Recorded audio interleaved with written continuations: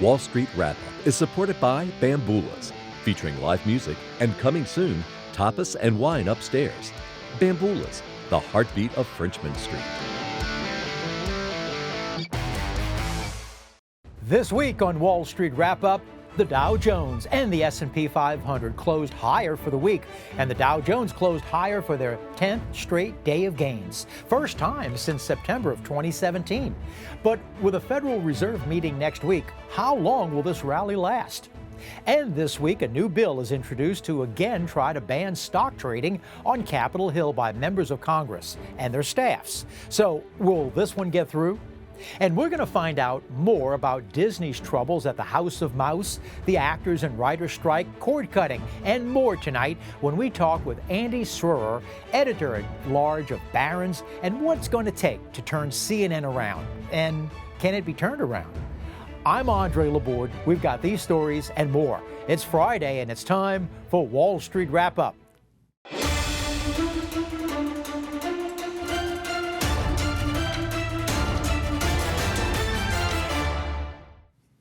Hi, and welcome to Wall Street Wrap-Up for Friday, July 21st.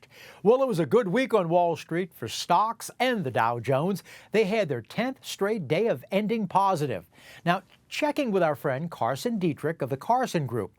According to Carson, there have been 28 times since World War II that the Dow Jones was up for 10 straight days. And 1 year later, the Dow was even higher 85% of the time. And actually, from the 1980s, for the last 40 years, it's been higher 9 of those 28 times. This one makes the 10th time, and the Dow was up 1 year later every time for the last 40 years. Well, does history repeat itself? Maybe, but as Mark Twain used to say, it may not repeat, but it sure does rhyme. Over the past 12 months, now these 5 Dow Jones stocks have had spectacular returns, coming in with number 5, Apple, at just over 26%, Microsoft for the last 12 months over 32%, Boeing at over 34%, JP Morgan Chase at over 36%, and the number 1 stock over the last 12 months is Caterpillar, coming in over 45%. So, how did our money do this week? Well, top sectors of the week were financials, healthcare, and energy. And the Dow Jones had their 10th straight day of gains, as mentioned, and the sector laggards for the week were communication services and discretionary. So, as a reminder, the Federal Reserve meets next week to decide on raising of interest rates. And this week, the Dow Jones closed today at 35,228, which was up 2% for the week. The S&P 500, they closed today at 4536, which was up 0.6 of a point. And the NASDAQ, they closed today at 14,034, and that was down 0.5% for the week. So our guest tonight, we're going to find out about how the actors and writers strike is going to affect companies like Disney and Paramount and others, as well as the economy and more. Our guest this evening has worked at CNN and Fortune, but now Andy Sroer is the editor-in-chief of Barron's. Best of all, he's here with us tonight. Hi, Andy. Welcome to Wall Street Wrap-Up. Thank you so much, Andre. Great to see you. Andy, when it comes to putting the paper to bed for the next edition, because Barron's is a weekly, when you sit around the table and you're figuring out what's going to be on the cover and what are going to be the stories, what criteria do you use? Well, that's not really my responsibility, Andre, because we've got an editor-in-chief, Dave Cho, and Phil Roosevelt and Bob Rose, and a senior team of people who are the people who manage that stuff. The first half of 2023 is now over with. S&P's done very well. Okay, it's almost at 16%. What do you see the back half of the S&P and the stock market doing? Now we're getting to the nitty gritty, Andre, right? The nuts and the bolts. Big questions. It's interesting. I wrote a piece recently saying that I didn't think there was going to be a recession in 2023. Now, I hope I'm not jinxing it. And you can take that to the bank, right? Yeah, you can say you've been reading me. That's great. And the market, of course, is a forward forecasting mechanism. So it would seem to suggest that perhaps we're not going to have a downturn in the second half. And of course, people have been forecasting we're going to have a recession. They said the end of 2022, then the first quarter of this year, then the second quarter, and now the third quarter. And there's not that many business days left in the year, Andre. Having said that, I would be surprised if the market is up another 16 or 17% in the second half of the year. We may just sort of coast in to Christmas and the holiday season. I know that's a long way away. AI companies and the AI boom, like NVIDIA, of course, is number one in that department, if you will. But right now it's kind of hard to make a case that things are going to go off the deep end, and I just hope I'm not going to jinx it by saying that. The only thing that concerns me is when people like the two of us, Andre, start talking good times, because nothing makes me happier than a wall of worry. Chair Powell, by the way, the Fed chairman, is not happy about the market going to the moon right now because he wants to obviously, tame inflation, which it seems like he's doing right now. I mean, inflation is back under 3%. It dropped a lot this past month. I mean, you compare it to a year ago when it was 9%. Mhm. So we got inflation under 3%. And at the same time, you got unemployment at 3.6%, which is fantastic. We have a Goldilocks scenario right now. 3.6% unemployment, that's back to where we were before the pandemic. And it's really a 20-year low. One of the things that talked about Fed Chairman Jay Powell is that the Federal Reserve in the fourth quarter of this year was predicting that unemployment would be about 4.6%. And they said that last December. Well, now, to be fair, last month in June, they lowered their prediction that unemployment would be at 4.1. But with the new job numbers that came out, the unemployment rate stayed at 3.6. Well, that sounds great. I mean, everybody likes low unemployment and people can find jobs and such. But can you have the inflation being reduced back down to that, let's say, 2% with unemployment being so low? And like I said, it does appear to be kind of like a Goldilocks scenario. But the job market right now, is really pretty tight. I mean, I still see job wanted out there, positions wanted, people saying come work, help wanted is what I mean to say, out there all across the place. And so there are jobs out there, and people need to fill those vacancies. That's why that rate is so darn low. But when you think about it, I mean, Jay Powell, he doesn't want to claim success, but if he gets another couple notches down in inflation and you can keep unemployment low, that would be great. I mean, the thing is, it's really kind of a terrible thing. And, economists talk about this, Andre. It's a bad thing that to tame the economy, you need to get unemployment up. I mean, why should it be the case? A lot of people, in academia and the ivory towers are saying, is there another way to cool the economy without making people lose their jobs? And, that's maybe a discussion for another day. And it's kind of philosophical. But right now, knock on wood, it seems like Jay Powell is being able to achieve, what people said was impossible, which is keep the job market robust and reduce inflation at the same time. What about next week? They're going to be having another meeting, and it looks like the so-called consensus are looking at that they're going to be raising another 25 basis points. Do you think they should? And I think they're going to be skipping in August, and then they'll have another like in September and October and such. Do you think they should raise it next week? And in addition to that, Andy, do you think that is this going to be a one and done? That's a great question, Andre. And, I'll tell you, this hopping and skipping and jumping and back and forthing is probably not doing anybody a world of good. I mean, my feeling on interest rate hikes is it should be like a course of medicine. When you get this, Mhm. you get a prescription from the doctor and you take 4 or 5 of these penicillin pills or something. All of a sudden you're feeling better and you're like, you still got 4 or 5 more in the bottle. You're like, I don't bother. The doctor will tell you, you got to finish it up because, you're not really better. There's a chance it'll come back. Having said that, you know, you should be data dependent. And when things look like they're starting to cool down, maybe you should stop.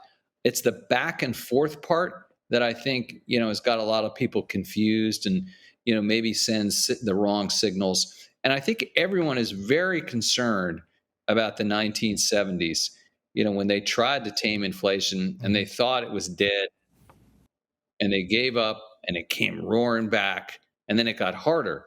Now, you know, you learn these, are we fighting last decade's war, last century's war at this point?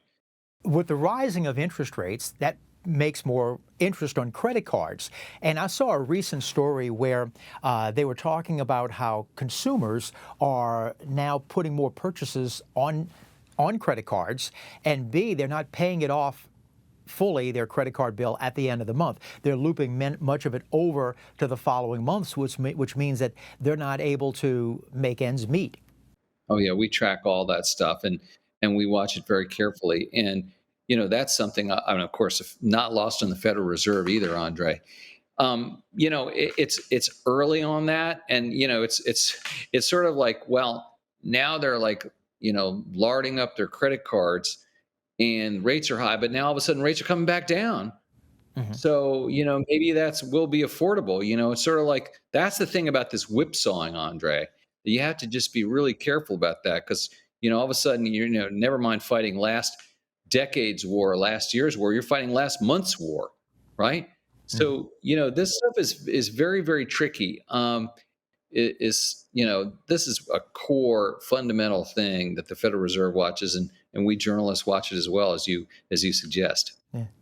You recently had a column, and it was called "The Forever CEO," and you've got, as in anything, you've got good and bad. But you were talking about like Greg Brown, who is the CEO of Motorola, and how he's been doing very well for Motorola. And while I was reading it, I was thinking of, your mind starts to wander, and I was thinking also about Disney.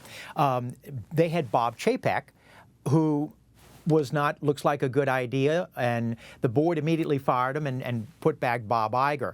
Do you think a company, and I'm thinking of again, the Forever CEO, with the basis of that column, do you think that when it comes to Disney, that they did right by firing Bob Chapek so soon? And in addition to that, do you think that Bob Iger's got a tiger by the tail, and he's going to have a hard problem trying to turn that company around? I think that the board and the chief officers, the C-suite in Disney weren't happy with Bob Chapek, for better or for worse. Did they give him enough time? Maybe not. Remember, this is during COVID, and then he just fell into that Florida controversy, that political morass down there. That was tricky. And by the way, the business has huge problems. Streaming costs a bundle and it loses a lot of money. Television, linear television, which is to say ABC and ESPN, are in a secular decline, right?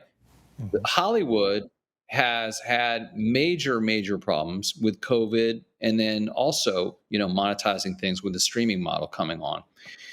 you know, no one knows the company like Bob Iger. He came back after they got rid of Chapek, and it looked like it was going to be an interim thing. And now, of course, you just saw that he re-upped for another 2 years.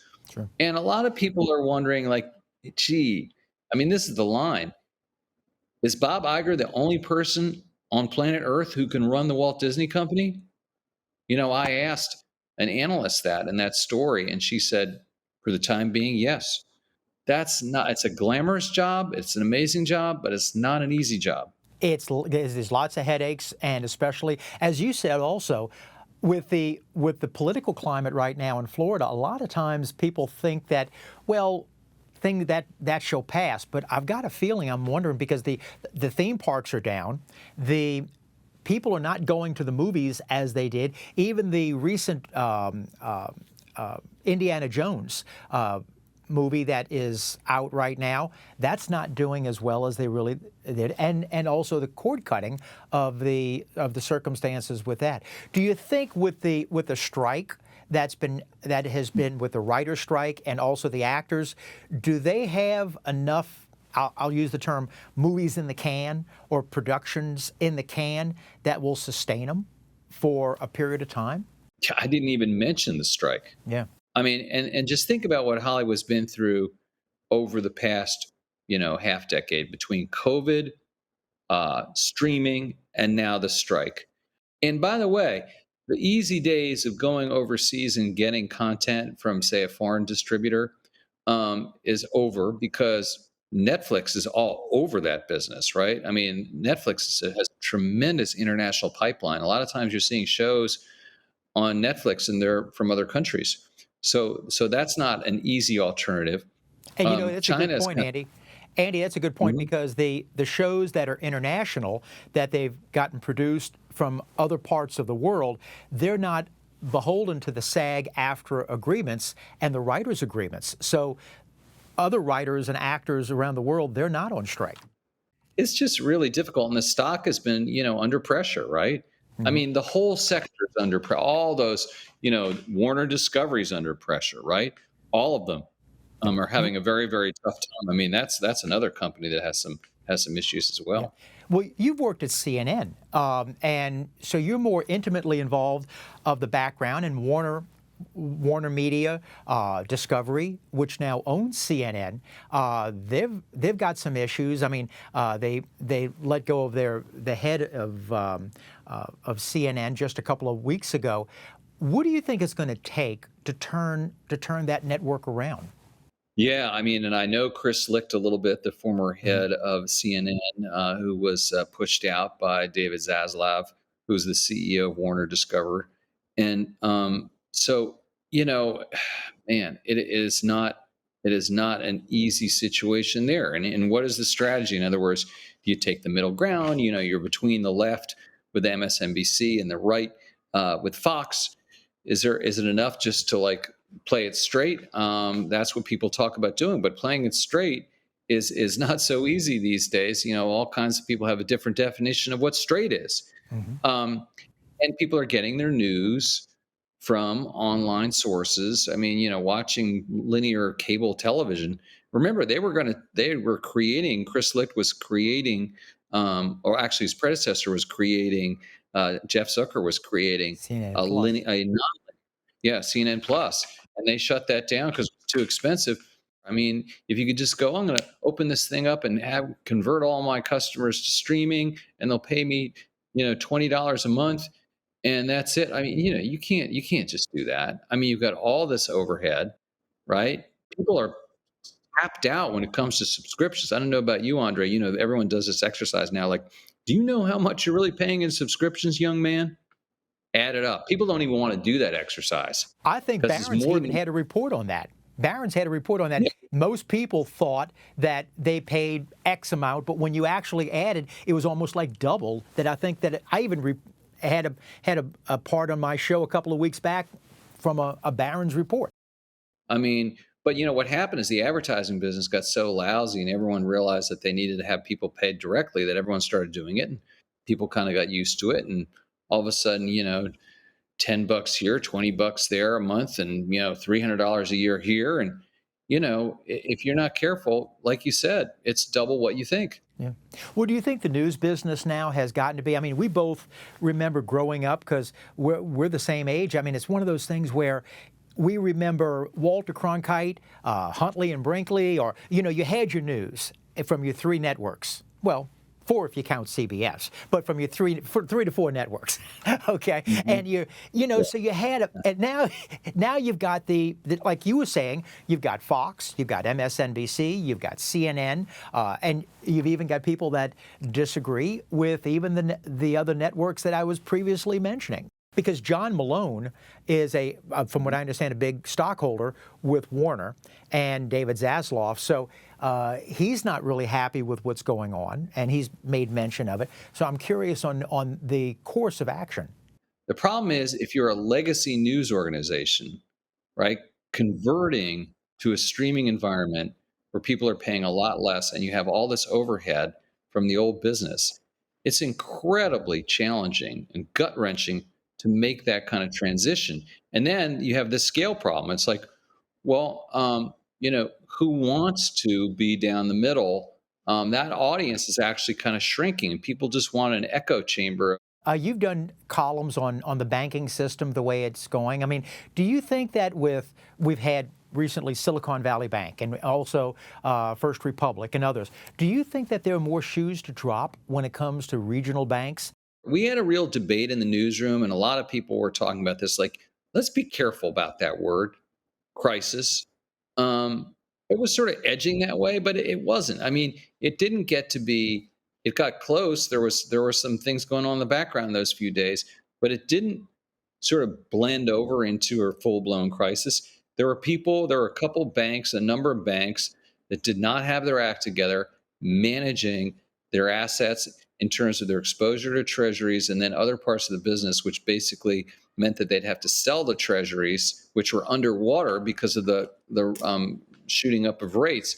And that's a risk management thing. They're like, you got to anticipate the possibility that all kinds of things could go wrong. And the people in these banks did not do that, and they pay the price. You recently did an interview with David Solomon, who's the CEO of Goldman Sachs, and he brought up something that, 25 years ago, there was something like 12 to 13,000 small regional banks. Today, with consolidation, there's only about 4,000 of them. Do you think that we're going to be seeing more of the smaller banks being either with mergers taken up, or do you think the larger banks are going to be taking up these smaller banks? Yeah, I think that we're probably going to see some more consolidation. And I think that net, it might not be such a bad thing. I mean, banks fail, more than you think in this country. And it's kind of cumbersome. I mean, we have this thing where you can basically just hang a shingle out and form a bank. And the regulatory network is unbelievably ridiculous and complicated. I mean, people benefit from having these small banks. Sometimes it's local people in communities, but sometimes it's also, these CEOs and such who set these things up. You have an online column called Street Life, and where you interview personalities of Wall Street people who run companies that are that people read about of what's going on the street. What gave you the idea for that? Well, that's a fun story. It goes back to 1997 when I was at Fortune, and this is early days of the internet. Just the early days of the browser, Internet Explorer, and people were just beginning to get information online. And I was working with an editor, a guy named Hank Gilman. He said, "You should be an online columnist." And I was like, "What's that mean?" And so he goes, "You write about stuff every day on the internet, business news." And so we believe, or, I've been told that Street Life was the first blog newsletter that went out about business news, first daily business news blog online. And, a lot of people, a lot of other journalists cite it as being, something that they look to and are like, wow, this is really interesting and different. So I've had a blast with it over the years, Andre. Thank you for asking about it. I mean, you've had Larry Ellison from Oracle, Bill Gates from Microsoft, and, the list goes on and on of all the different. Was there a common theme that you've noticed with a lot of these people? They were incredibly driven, incredibly smart. These people are not slouches. They don't get up at 9 o'clock in the morning. I mean, all these people are just, they're like possessed people with their ideas. And, they're incredibly great communicators for the most part. And people make fun of Bill Gates. Oh, he kind of hems and haws and this and that. He was very good at getting his ideas across. Larry Ellison's world class. David Solomon, get up in front of people and inspire them and lead them. I mean, you got to be able to do that. And that's a real intangible, right? Like, what is leadership? It really is being able to convince people to follow you, sometimes, into the field of battle. Andy, it's great. I thoroughly enjoyed talking. I hope you come back. Thank you so much, Andre. I really enjoyed the conversation. Appreciate the time. Thank you, Andy. Hey, if you've got a question or maybe a comment about the show, we'd love to hear from you. Make it concise, make it pithy, and write us. And notice the new email address at andre@benecapital.com. So let's take a look at the markets heading into next week. But before that, First Commander Corporation brokerage firm was launched in 1971, but it changed its name 2 years later. What was it renamed to? Well, we've got the answer, and it's coming up.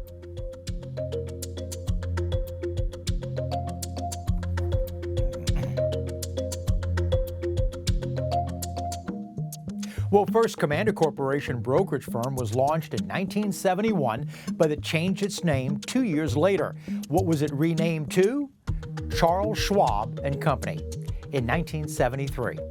So, finally, a reason that it would actually pay to be living in California. Now, I'm sure you've heard by now that this week there was a winner in that $1 billion Powerball lottery, and it was bought in Los Angeles. But here's where it finally pays to be living in California, and the actual payout will be far, far less. So, here's the lottery math that the ticket holder has to decide. So, you win $1 billion. Now, do you decide to go to the one-time payout or the 30-year annuity?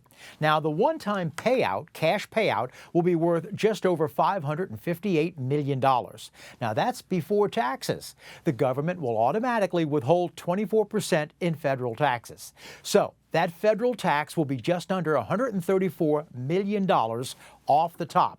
But that's not it for taxes, because now you're in the 37% tax bracket with the lottery winnings. And with that top tax bracket, you'll be writing another check for over $72.5 million. Now, here's where it just got lucky for the winner in California. That state is one of the very few states that does not tax lottery winners. I know it's hard to believe that California is not on the list for high taxing of lottery winners yet, but I'm sure the California legislature will be changing that law for next time. So, the lucky winner will be receiving in California a one-time payout of just over $351.5 million, about 1/3 of the actual prize. Now, if you're doing the math and wanting to take it out over 30 years, it would be about $22.7 million a year over 30 years. But that would come to about $680 million, about 2/3 of the amount over the lifespan of the payout. You know the only guaranteed winner in the Powerball lottery? The U.S. government. Join me next week when we'll be talking about actors and writers' strike that's going on, how will it affect the upcoming movies, and how long can it go before it starts hurting companies as Disney or Netflix. And we'll also talk about cord cutting, and with former Netflix executive and entertainment advisor and principal of SPG Global, Simon Gallagher. Simon will be with us next week. And that's our show for Friday, July the 21st. Our thanks to Andy Surer of Barron's for being with us this evening, but as always, we appreciate you for allowing us into your homes tonight. Have a fun weekend with the ones you love. I'll see you next week. Remember, if it's Friday, it's Wall Street Wrap-Up.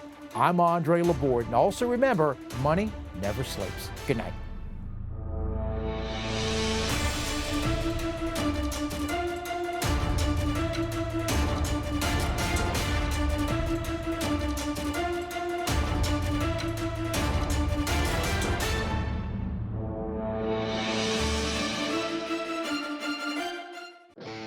Wall Street Wrap-Up is supported by Bamboolas, featuring live music and coming soon, tapas and wine upstairs. Bamboolas, the heartbeat of Frenchman Street.